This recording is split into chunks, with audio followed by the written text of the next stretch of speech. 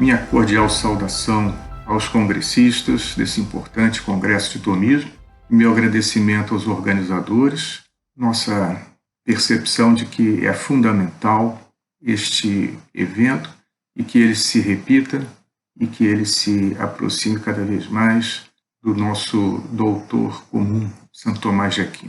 Nosso título é Santo Tomás equipando as novas gerações. Vamos primeiro introduzir o tema. O nosso objetivo, o objetivo dessa colaboração ao Congresso de Tomismo, é apontar alguns dos traços do senso comum capaz de recepcionar o pensamento de Santo Tomás e refletir um pouco sobre seu realismo em educação.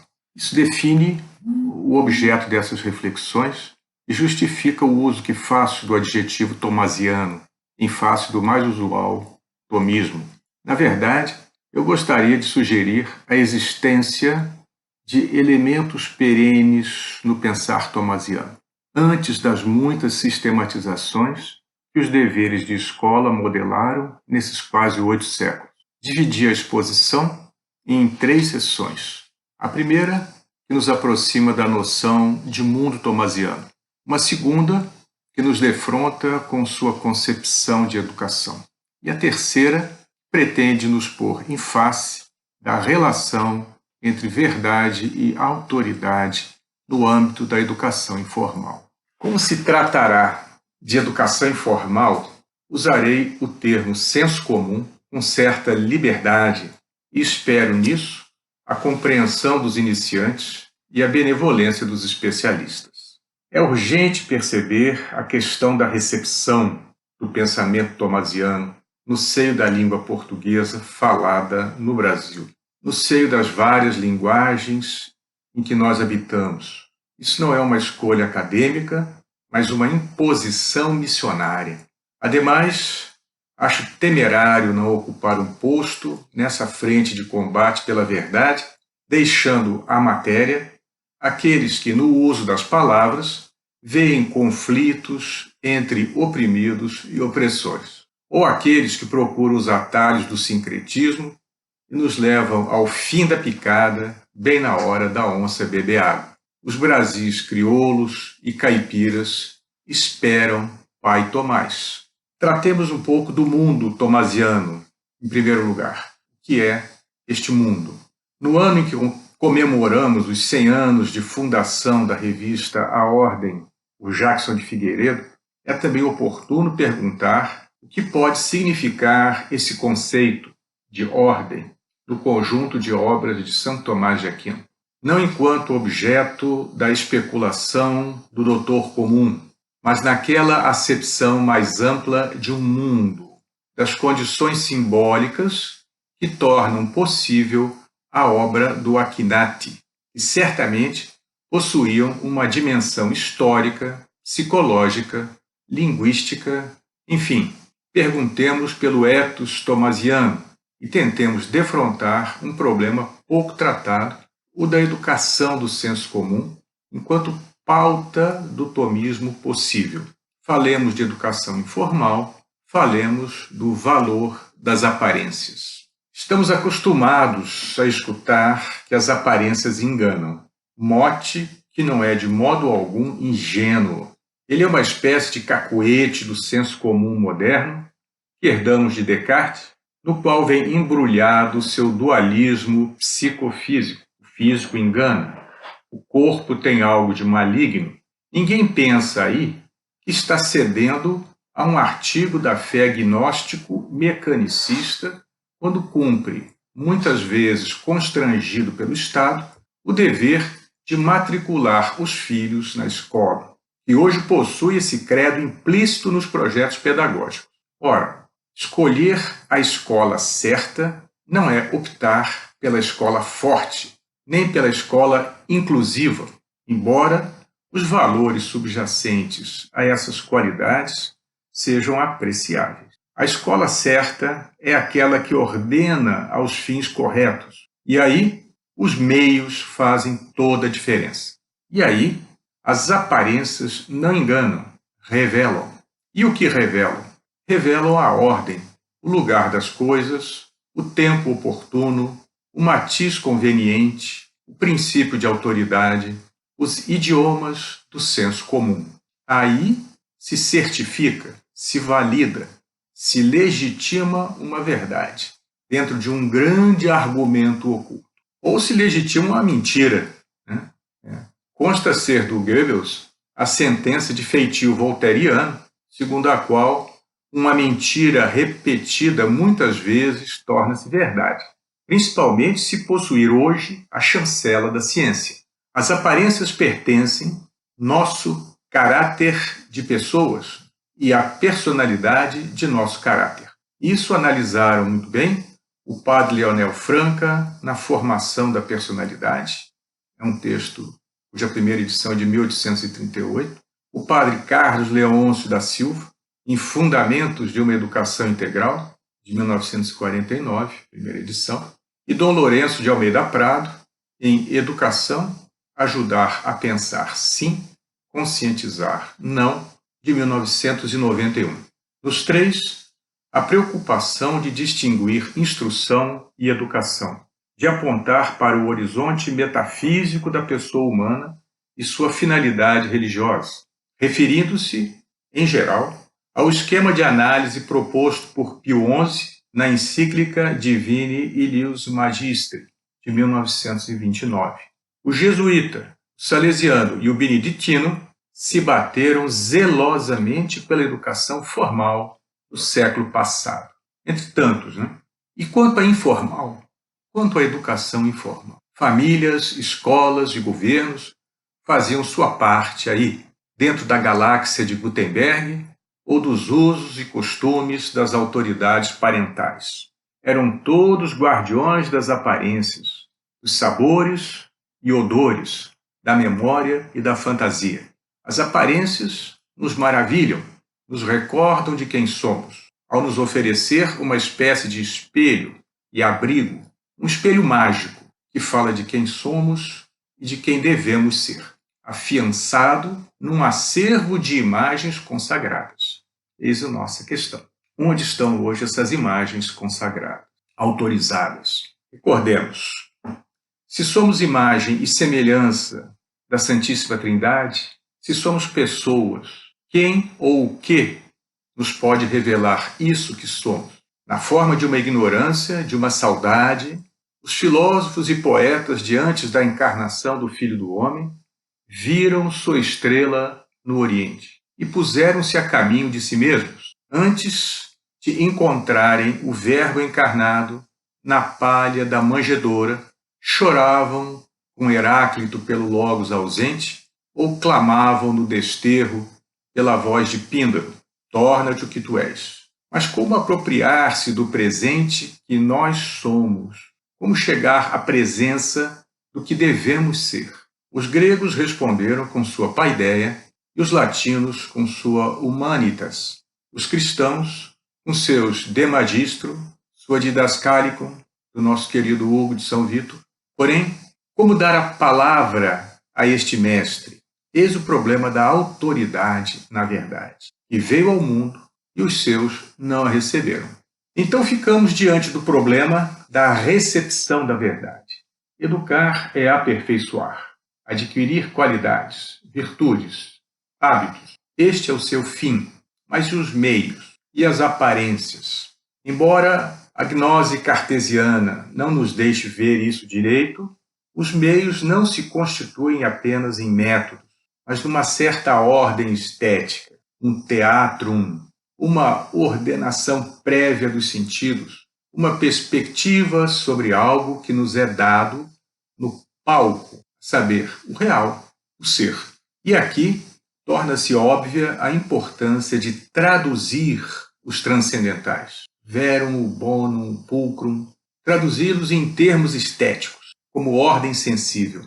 Os homens precisam, primeiro, de aparências. Por isso, o ensinar e aprender tomasianos não apenas iluminam, mas também aquecem.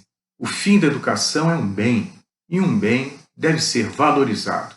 A educação informal constitui as autoridades que recepcionam a verdade e a valorizam seletivamente. Pessoas precisam desse calor, precisam de berços, de casas, de pais e mães, precisam de passado, mas não qualquer passado. Um passado que tenha nome, que permaneça, uma genealogia. Precisam de hábitos que lhes cubram as vergonhas.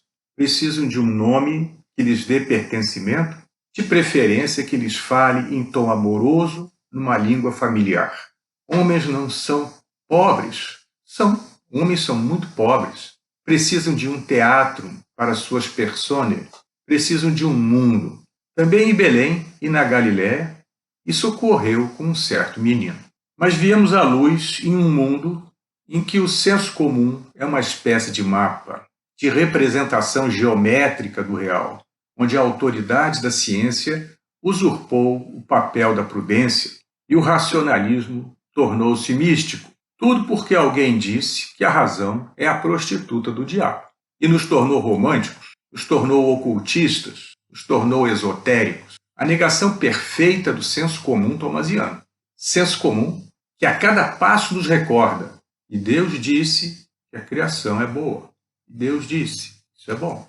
Do conjunto dos elementos da formação de Santo Tomás, é preciso, portanto, que se dê a angulação do problema. Nesse conjunto de elementos da formação da filosofia de Santo Tomás, sua visão de mundo, vemos duas tradições distintas. A que chamo gramatical, que remete a Santo Agostinho e ao Pseudo-Dionísio, e a que devemos chamar de escolástica. Pela predominância da dialética, nos mostra o aristotélico, o tratadista, sistemático.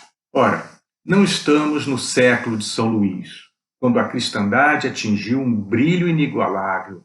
As novas gerações não frequentam uma universitas magistrorum et studiorum, gloriosa corporação, autoridade a serviço da verdade. Não. Nossa cidade é assediada pelos vândalos, como a Hipona de Santo Agostinho, e nessas circunstâncias recebemos melhor a influência do convertido africano sobre um nobre da cristandade, como Santo Tomás, descendente de ostrogodos cristianizados há mais de 700 anos a seu tempo. A tradição agostiniana, que converge no Akinati, revela melhor seu mundo, sua santidade, o senso comum que integra fé e razão. O Tomás aristotélico será mais teórico, mais científico e menos atento às disposições psicológicas e morais do estudante. O Tomás agostiniano exige mais da vontade e da formação dos afetos e do senso comum, da formação da memória e do imaginário. Fica, pois, eleito aqui o Tomás agostiniano para equipar as novas gerações, por melhor patentear a crise de nosso tempo, tempo que come o pão que o nominalismo amassou, e o remédio tomista, para ele, fica, assim, muito mais claro por contraste, o realismo, a filosofia do ser. Neste sentido, no limite, analfabetos poderiam ser tomistas, e muitos de nossos avós o foram, no sentido lato de praticarem um realismo de fundo, que herdaram e nos transmitiram em seus provérbios, costumes, anedotas. O padre Leonel Franca poderia falar com a mesma autoridade da vovó Chiquita. Diz-me com quem andas e te direi quem és. Há um ethos realista a ser, portanto, reencontrado, morada do homem, casa erguida à escala da pessoa e suas perfeições trinitárias. Porém, somos cidadãos, atualmente, do universo infinito. Somos alunos das cifras inconcebíveis de trilhões, dos algoritmos digitais, da imunização de rebanho, do pensamento que calcula, da rebelião das massas. Como encontrar Frei Tomás na zoeira ensurdecedora de um senso comum em que todos, indóceis, só curvam a cerviz perante a autoridade positivista da ciência? Como fazê-los admitir que as teorias explicam a riqueza do ser, aliás, precariamente, não moldam nem criam a realidade? Essa geração está enferma de um transtorno obsessivo-compulsivo, um toque de arrumar a realidade como se fosse um lego, a partir de modelos epidemiológicos, paradigmas pedagógicos, axiomas político-econômicos, etc. Podemos compreender os conceitos tomistas sem o entendimento do mundo tomasiano? Não falo de uma contextualização de vida e obra. O século XIII estará sempre a espessas 8 centúrias de nós. Mas me refiro ao mundo tomasiano como aquela atitude intelectual que, ao recolher de Santo Agostinho a síntese da pessoa humana com base na imagem e semelhança da Santíssima Trindade, recua, não tanto no tempo cronológico, mas no limiar do évon teorético, para admirar-se do Verbo que se deu a conhecer no presépio. A autoridade tomasiana tem algo dessa pobreza e é preâmbulo de sua doutrina. Podemos pensar hoje, à luz e ao sabor dessa epifania? Me parece que sem isso não entendemos nosso doutor comum. O próprio Verbo se fez meio, mídia, vida, caminho, antes de se fazer doutrina. E São Tomás é o grande filósofo do Verbo encarnado. Mas o que é a linguagem do Verbo, se o Verbo é a linguagem? Onde ouvi-lo? Como os sábios no templo, que escutavam o Verbo aos 12 anos de idade, admirados. Entretanto, como anda a nossa capacidade de silenciar para admirar? Nós que somos filhos da ciência e da tecnologia, da produtividade e da efêmera fama, por demais habituados com a chancela dos especialistas, aí perdemos de vista a educação. Perdemos de vista principalmente o aprendizado, ainda que sobrem sistemas de ensino e metodologias várias para todos os gostos. Metodologias ativas, principalmente hoje em dia, para a instrução. Vivemos, portanto, esta terrível cisão entre o ensino e a aprendizagem, porque educação virou instrução, como bem recordam Dom Lourenço, Padre Leonel Franca e o Padre Leôncio. Bom, mas isso nos leva, então, à segunda sessão da nossa conversa. Temos, então, a nossa segunda sessão, a educação tomasiana. Educar é aperfeiçoar, e para o doutor comum, a perfeição adquirida é um hábito. De fato, o que almejamos na educação é ganhar, nos enriquecer com aqueles títulos de nobreza chamados de virtudes. Nosso doutor trata disso em algumas de suas obras, mas a mais famosa é a questão 11 sobre a verdade, ou questão 11 de veritate, que ficou conhecida como o De Magistro de Santo Tomás, texto do início do seu magistério, que devemos considerar ao lado da encíclica de Pio XI, a Divini Ius Magistri, acerca da educação cristã da juventude. Aprender é, de certa forma, ler o mundo, a partir da importantíssima ordem de causas segundas, está na questão 11. Para Pio XI, o fundamental, a ordenação do ambiente educacional, não pode ser esquecida. Por isso não há, à nossa espera, uma espécie de escola tomista pronta, acabada. Falta-nos ainda essa pauta, esse ambiente, essas circunstâncias, a saber, a mídia que deve ser procurada na origem da experiência de intelecção, que o termo escolé indica. O termo que deu origem à escola já foi pensado como ócio. Nesse horizonte de perfeição, o homem é inteiramente homem, cabalmente homem, no repouso, na contemplação, não na produção. Somos mais homens quando voltamos para casa do que quando saímos para trabalhar, quando voltamos ao pó do que quando saímos do barro. Algo que nos deve fazer matutar, que Tomás expressou no comentário à Ética de Aristóteles. Cito: a perfeita felicidade do homem consiste na contemplação da verdade. Não se trata, portanto, de aprender tomismo, mas aprender com Tomás. O tomismo virá ao seu tempo. Trata-se aqui da pauta tomasiana. Trata-se da autoridade do ser, onde se escora a credibilidade das verdades tomistas. Assim nasce o estudante, e essa é a primeira lição de tomismo que devemos ter. a humilde estudiosidade de quem se dedica a ler. Só não percebemos que isso é, antes, tarefa da gramática e da retórica, de um senso comum, do que da precisão dialética de mais uma nova escolástica. As escolásticas não podem nos equipar sem esta prévia escolé, essa atitude. Lógico que os fins da educação devem estar ordenados ao fim do homem, seu bem maior, felicidade. Felicidade que o Angélico saboreou e parou de escrever nos últimos tempos, inclusive, extasiado, deixando seu secretário, o Frei Reginaldo, perplexo ao confessar: tudo que escrevi até hoje parece-me unicamente palha em comparação com aquilo que vi e me foi revelado. Uma espécie de retractações de Santo Tomás, para falar com Agostinho. Teria visto a palha da manjedoura? Ao tomar o hábito dominicano, o nobre italiano, hoje nosso doutor comum, parece ter ouvido do verbo: uma só coisa é necessária, e escolheu a melhor parte. E isso em meio à reforma gregoriana. Tratava-se de centralizar e romanizar. Nessa toada, a cristandade chegou até Bonifácio VIII, equilibrando-se entre guelfos e gibelinos, entre investimentos e investiduras, e os mendicantes viam-se premidos a conciliar vocação do ócio com os negócios burocráticos. A que questões Frei Tomás queria responder? Se os bois voavam de fato?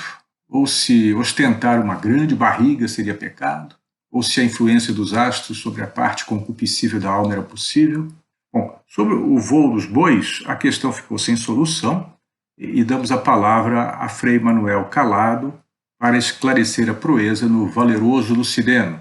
Quanto à barriga, tivemos que aguardar Chesterton para uma resposta definitiva. Quanto aos astros, Frei Tomás era um assumido sublunar, como os reis magos, que procurava o verbo eterno em manjedouras e altares de um mundo finito.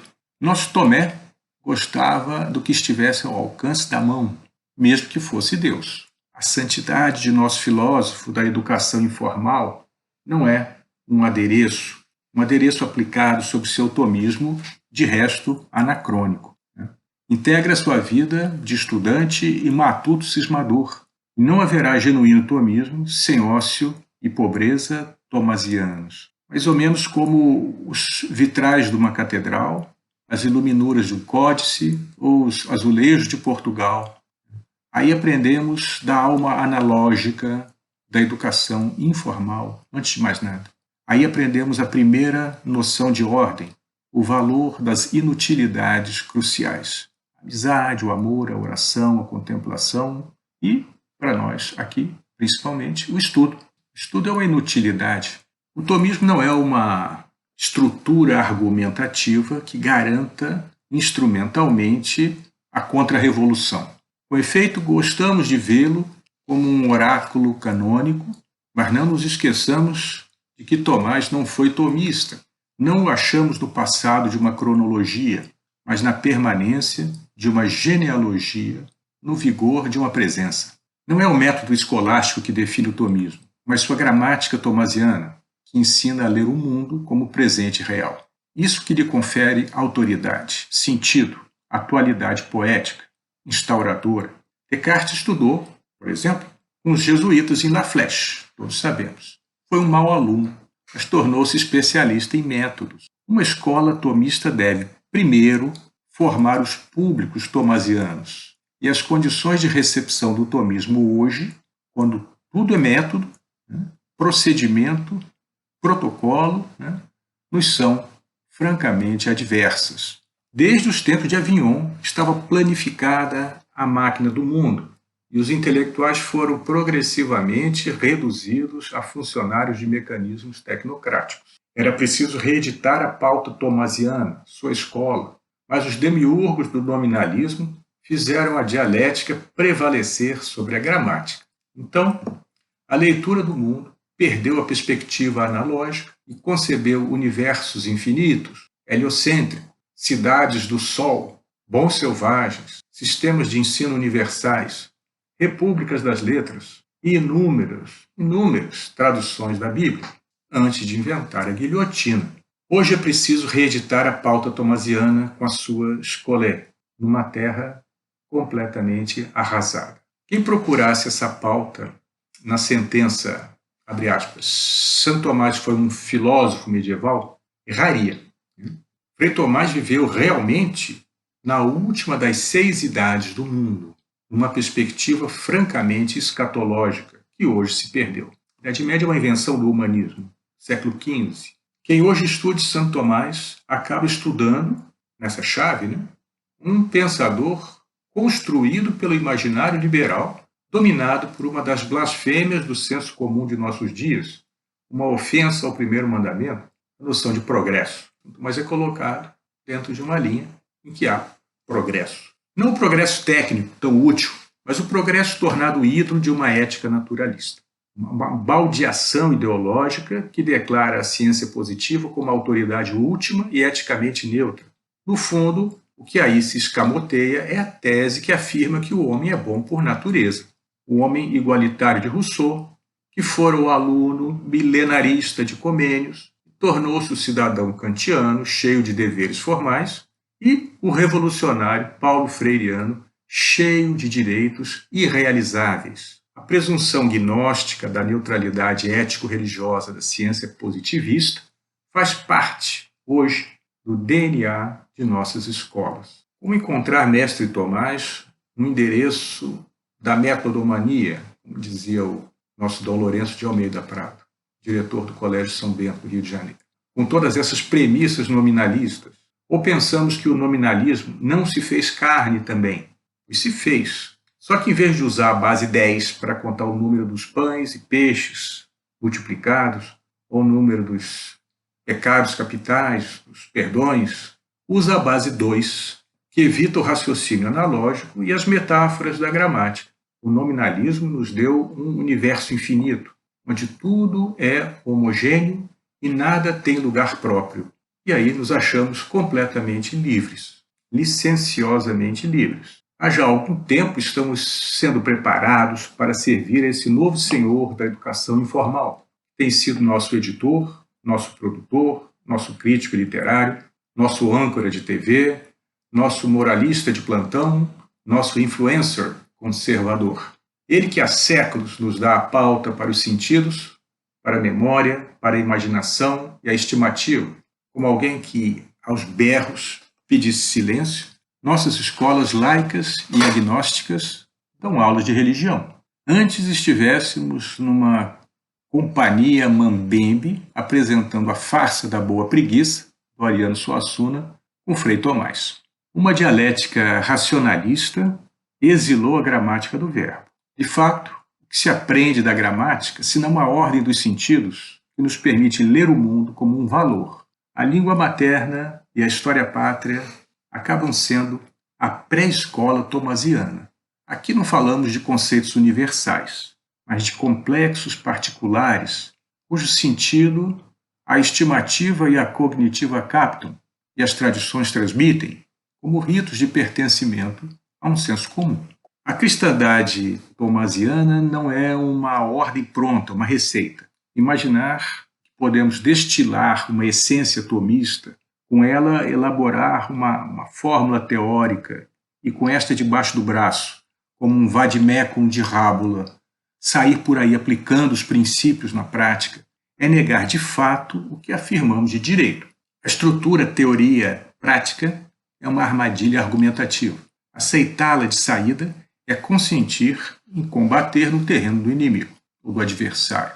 Para reencontrar Frei Tomás, é preciso saber que o pensamento pensa a partir do imaginário, como bem disse Chesterton, ao explicar o papel dos contos de fadas. Por isso, uma tradição tomasiana não pode ser apenas racional, há de ser também razoável. É preciso aprender a ler o mundo antes de ler a Suma, ler os sinais dos tempos antes de ler os contratos sociais. Porque a verdade vive historicamente sob a autoridade costumeira de um senso comum, que lhe dá a palavra. Por isso também há na escola uma ordem moral que repousa, acabada, como horizonte de toda a praxis. Não só uma ordem técnica, dos métodos, Esse é o venerável papel da memória no serviço que a prudência presta à justiça, ou o escopo retórico da história magistra vitae, ao elaborar os espelhos da educação informal como exemplo. Aí entra a questão dos heróis, a questão dos santos, toda uma série de questões.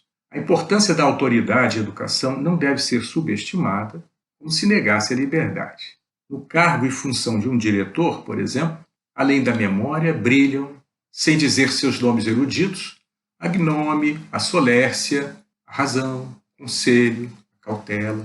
A postura fala por si, numa espécie de entorno retórico, gramatical, poético, trivial, prudencial.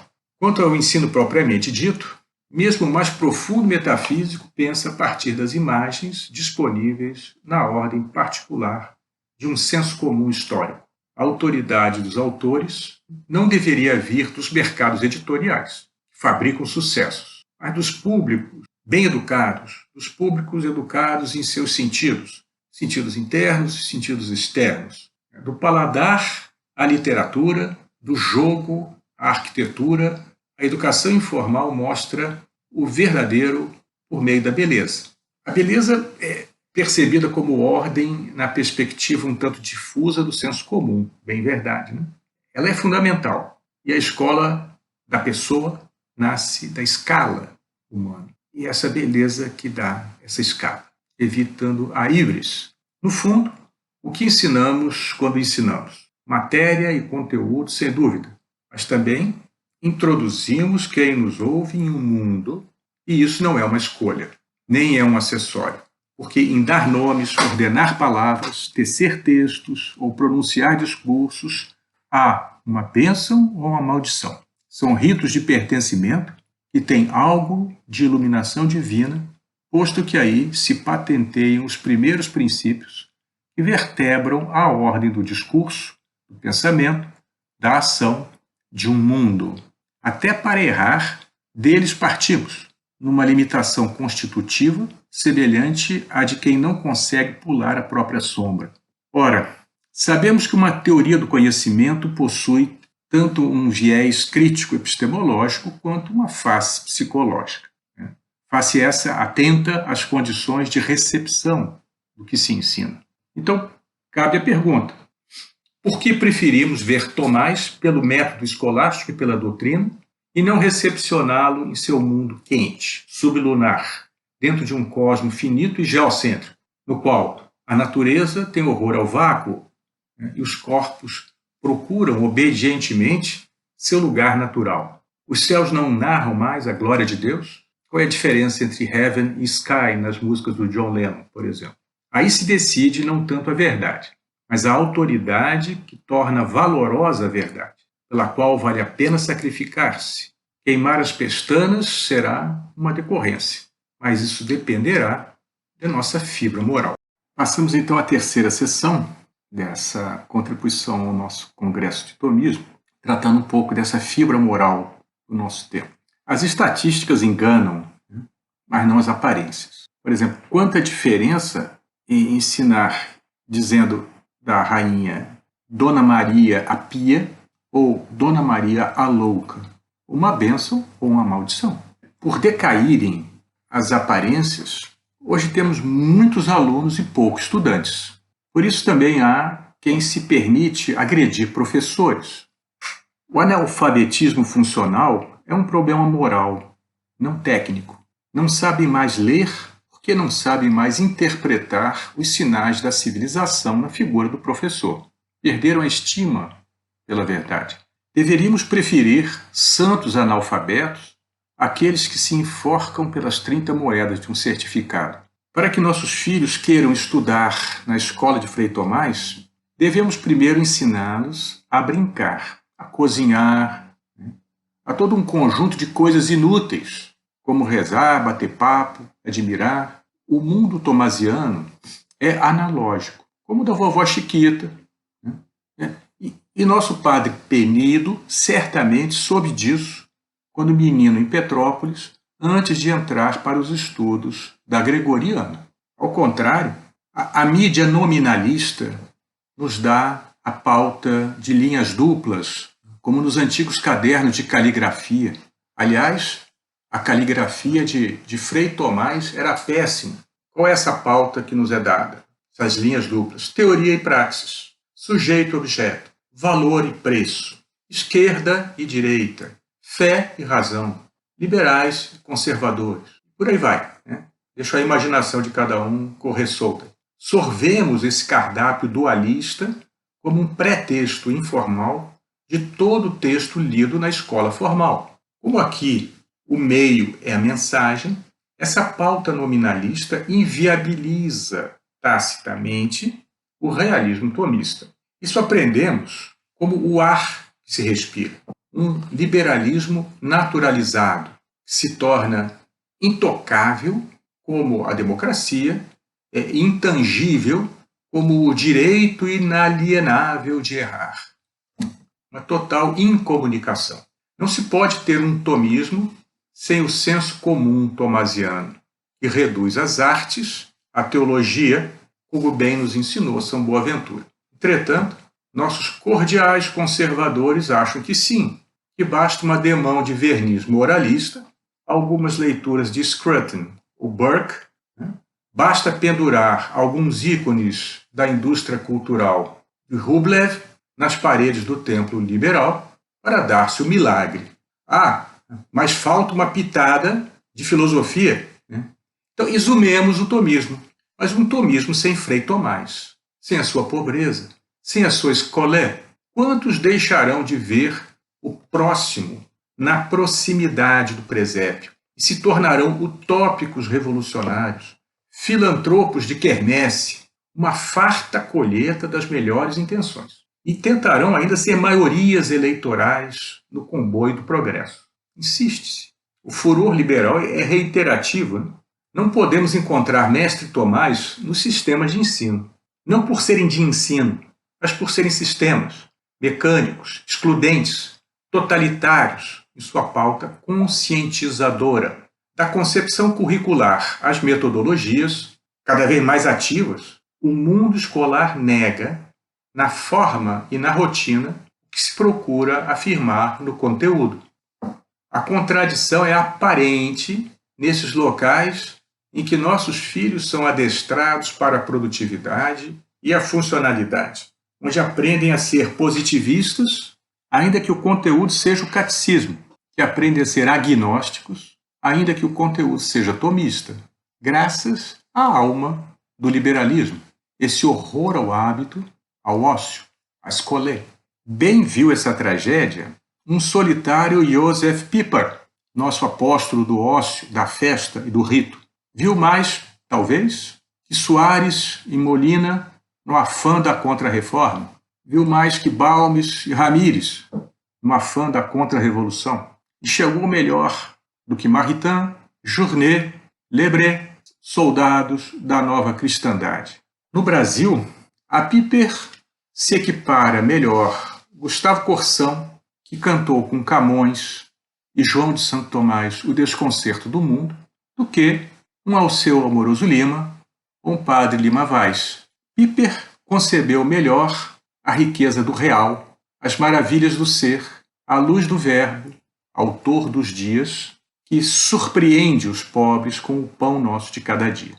É aqui que é crucial distinguir aprendizagem de ensino, estudante de aluno.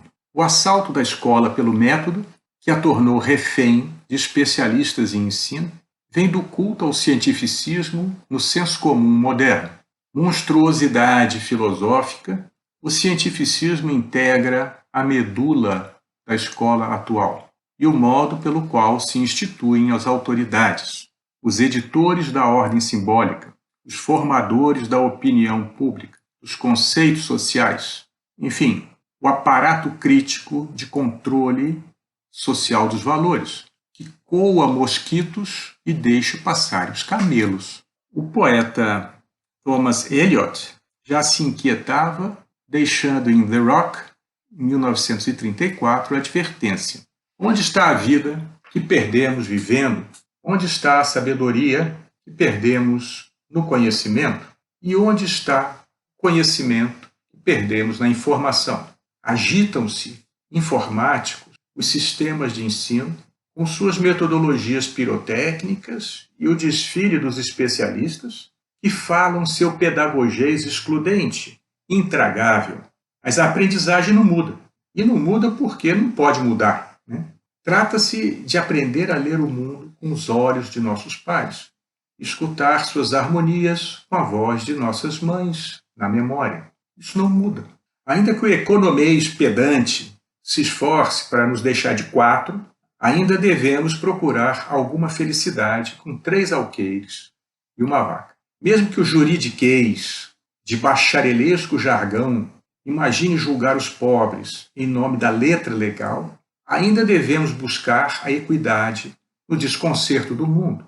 É preciso voltar a chamar as coisas pelos seus nomes, para que não fujamos à escala humana, excluamos ciclopicamente da participação no senso comum, na casa comum, a gloriosa maioria dos não especialistas, principalmente os mortos, para falar da democracia do Chester.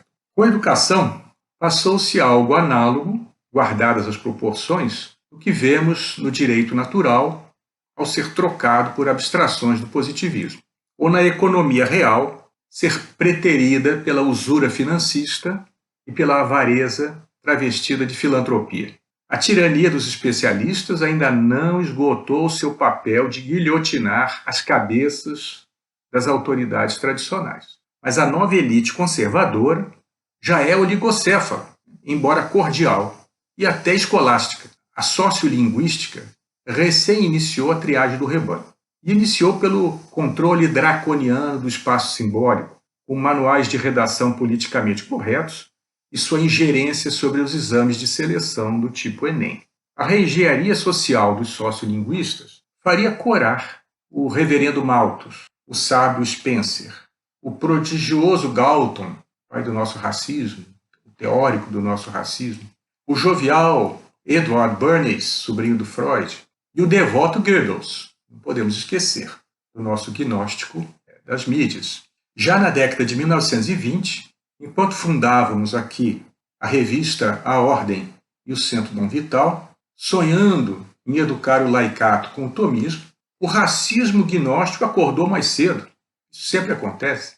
Inventou meios de manipular o inconsciente, inaugurando a geopolítica da opinião pública, a domesticação das classes médias em meio à rebelião das massas. De fato, é muito limitado, mesmo que importante, criar cadeiras e programas de filosofia tomista na escola formal. Quem vai negar isso, né? Mas ajudamos melhor as novas gerações a estudar São Tomás, usando a Emília no país da gramática, que obviamente Saussure, Foucault, Bourdieu, como disse o Wittgenstein, né? Os limites da minha linguagem são os limites do meu mundo. Plagiando Fernando Pessoa, né? Minha pátria é a língua portuguesa. Em que pátria encontraremos São Tomás? Em que limite simbólico? O que nos legou Frei Tomás? Os tomismos ou o realismo, a filosofia do ser? Para achar o irmão Tomás, as novas gerações devem ir procurá-lo, não de saída, no ente à essência, que não passa de palha, a crermos no testemunho do Frei Reginaldo. Se quisermos escutar Tomás falar português, devemos ler, quem sabe, o Machado de Assis, né? E libertar Brás Cubas da encadernação da Sul. Também evitaremos o Simão Bacamarte, da Casa Verde, né? Ou o Pacheco, da Casa Branca. Melhor encontrá-lo na rede da Casa Grande, Luso Tropical, com Gilberto Freire. Sim, iniciemos sendo agradecidos pelo Kairos de Mestre Tomás. Essa percepção oportuna do tempo, ou do tempo oportuno. E evitemos ter que andar em busca do tempo perdido, com um ar afetado, proustiano, de intelectuais europeus incompreendidos. Nada a ver conosco. Deixemos um pouco o Jordan Peterson, né, e o Olavo de Carvalho, né, e leiamos Gladstone Chaves de Mello, Luiz da Câmara Cascudo, Alfredo Lage, Serafim da Silva Neto, para voltarmos a ser tomasianos. Superemos a dicotomia teoria-praxis, cientificista, positivista, em que relegamos à ciência o que é da prudência, as deliberações sobre os meios, Hoje qualquer pesquisador se acha autorizado a dar conselhos morais, éticos, políticos, econômicos. E voltemos a alinhar nossa escolástica à gramática do verbo. Redescobramos nossa modernidade ibérica, que foi silenciada na pauta utilitarista da modernidade anglo-saxônica. Livremo-nos da legenda negra e do complexo de vira-latas. Restituamos a salvaguarda da verdade à autoridade legítima do ser. Reencontremos a sacralidade do domingo, que é o mandato do ócio, não é do lazer, não é da diversão.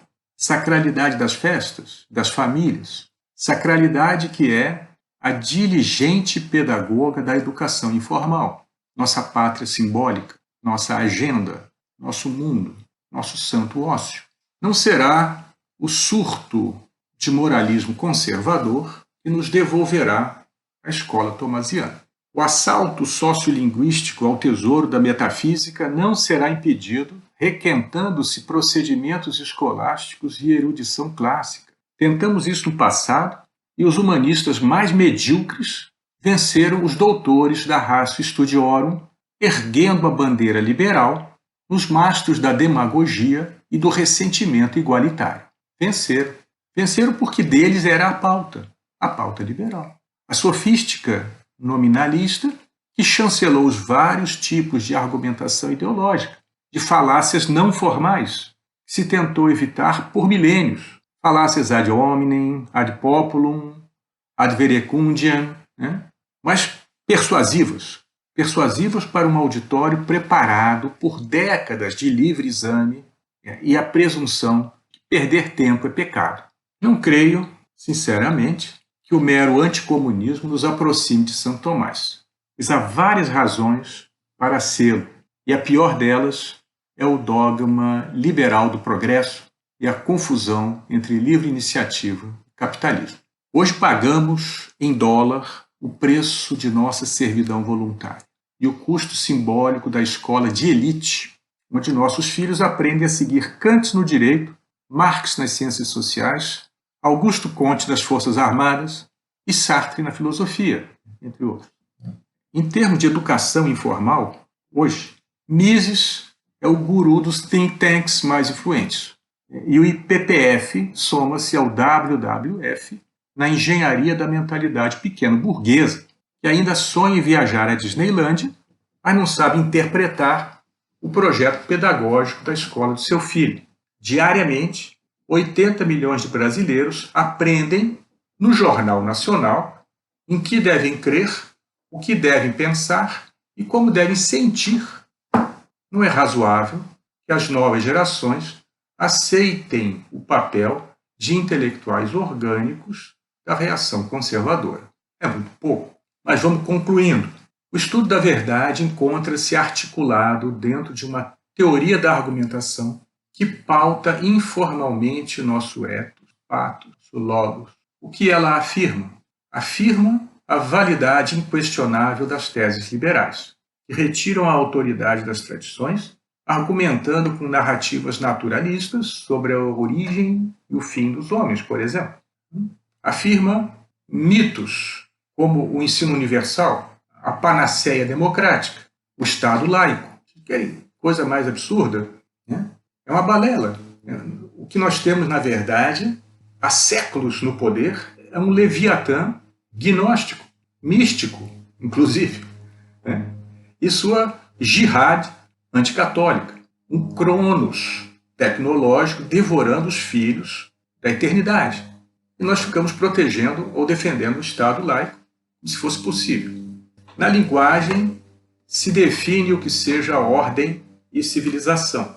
Aqui se ressignificam expressões como evangelização, conversão, salvação, pessoa, direitos humanos. Que sentido elas terão para as novas gerações que cresceram ouvindo o credo neo-ariano e o argumento pelagiano do Messias filantropo, avatar do progresso?